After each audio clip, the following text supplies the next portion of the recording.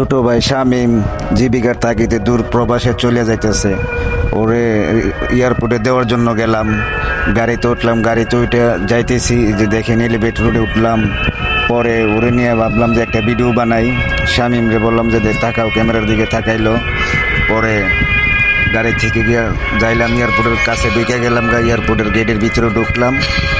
পরে এয়ারপোর্টের ভিতরে যাইতেছি, অনেকগুলা গাড়ি আর অনেক প্রবাসীরা যাইতেছে আইতেছে, কেউ হাসে কেউ কাঁদে, এই কাহিনী চলতেছে।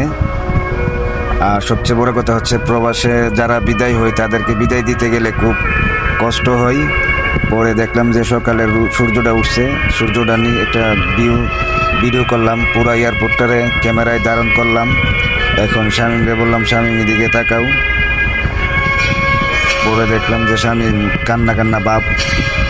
কি আর করার, জীবিকার তাগিদে যাইতে হবে স্বপ্ন পূরণের আশায়। সেই জন্য এখন বিদায় নিতেছি। শামীমকে বললাম যে ভালো থাকবা, সুস্থ থাকবা, মনোযোগ দিয়ে কাজ কাম করবা, বাড়ির কোনো চিন্তা ভাবনা করবা না, সেই কামনা করি। সর্বশেষে তোমার জন্য অনেক অনেক দোয়া রইল।